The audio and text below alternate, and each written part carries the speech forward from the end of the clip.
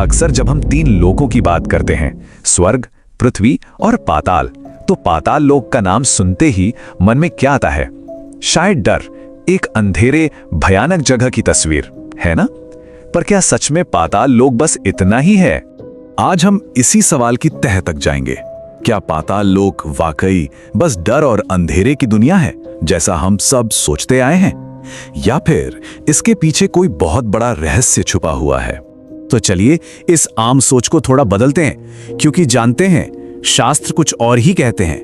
उनके मुताबिक जिसे हम डर और अंधेरे का घर मानते आए हैं ना, वो असल में कमाल के वैभव और रहस्यों से भरा हुआ एक लोक है।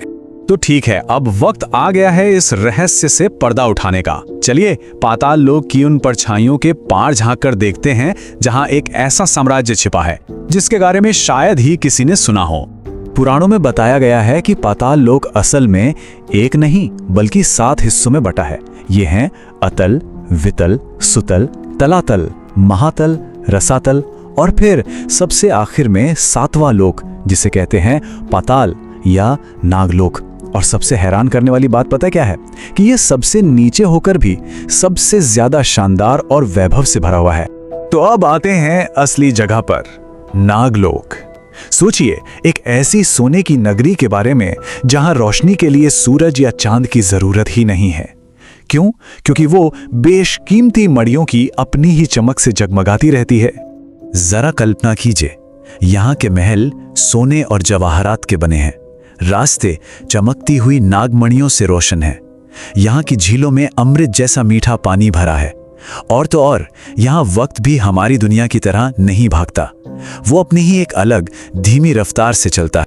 और ये सिर्फ कोई कहानी नहीं है, पुराण खुद इस बात की गवाही देते हैं। उनमें साफ लिखा है, नागलोक का वैभव स्वर्ग से कम नहीं बल्कि कई बार तो उससे भी ज्यादा है।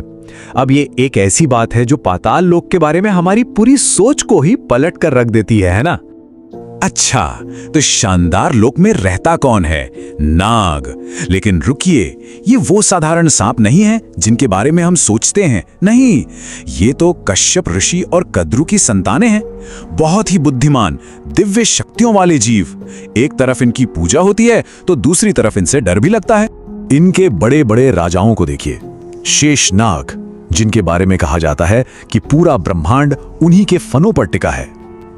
फिर हैं वासुकी, जिन्होंने समुद्र मंथन में मदद की थी, और तक्षक, महाभारत की कहानी में जिनका एक बहुत ही अहम और विनाशकारी रोल था।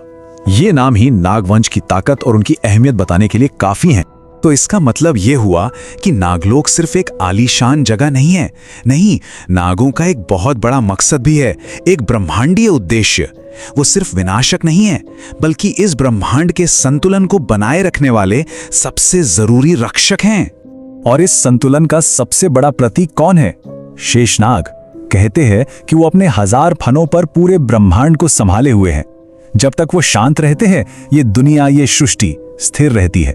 इससे पता चलता है कि नाग इस दुनिया का आधार है, कोई खतरा नहीं। लेकिन हमेशा सब कुछ ठीक नहीं रहा। एक वक्त ऐसा भी आया जब इसी संतुलन पर एक बहुत बड़ा खतरा मंडराने लगा। हुआ ये कि राजा जन्मेजय ने अपने पिता की मौत का बदला लेने के लिए एक बहुत बड़ा सर्प यज्ञ करवाया, और उनका मकसद एक ही था, पूरी की पूरी नाग जाति को खत्म कर देना। यज्ञ की आग इतनी भयानक थी कि उसमें हजारों नाग खिंचे चले आ रहे थे और भस्म हो रहे थे। पूरा नागलोक कांप उठा था। उस पल तो ऐसा लगा कि बस नागवंश का अंत अब तय है। पर क्या सच में ऐसा हो सकता था? और तभी कहानी में एंट्री होती है एक युवा ऋषि आस्तिक की। उन्होंने बीच में आके राजा जन्मेजय को समझाया, उन्हें याद दिलाया कि नाग भी तो इसी सृष्टि का हिस्सा हैं। अगर वो खत्म हो गए तो पूरा ब्रह्मांडीय संतुलन ही बिगड़ जाएगा। और उनके इसी ज्ञान ने उस महाविनाश को रोक दिया। नागों को एक नया जीवन मिला, और यह भी साबित हो गया कि उनका होना इस दुनिया के लिए कितना ज्यादा जरूरी है। तो देखिए, नागों की अहमियत सिर्फ इस ब्रह्मांडीय स्तर पर ही नहीं है, बल्कि हम इंसानों की संस्कृति और हमारी चेतना से भी उनका एक बहुत ही गहरा, बहुत ही रहस्यमय जुड़ाव है। हमारी लोक कथाओं में क्या कहा जाता है? यही कि नाग जमीन के नीचे छिपे खजानों की रक्षा करते हैं। बारिश और पानी पर भी उनका कंट्रोल है। मतलब वो चाहें तो जीवन दें, और अगर नाराज हो जाएं तो विनाश भी कर सकते हैं।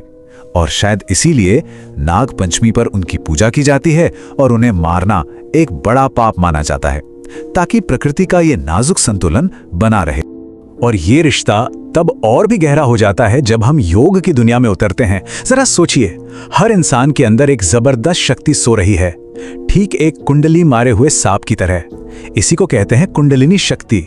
और जब ये शक्ति जागती है ना, तो इंसान खुद की खोज और असली ज्ञान के सफर पर निकल पड़ता है। तो देखा, इस तरह नाग सिर्फ कहानियों के जीव नहीं रह जाते, बल्कि वो हमारी अपनी ही आध्यात्मिक शक्ति का एक जीता जागता प्रतीक बन जाते हैं। तो इन सब बातों के बाद अब सबसे बड़ा सवाल ये उठता है कि क्या नागलोक आज भी कहीं हैं?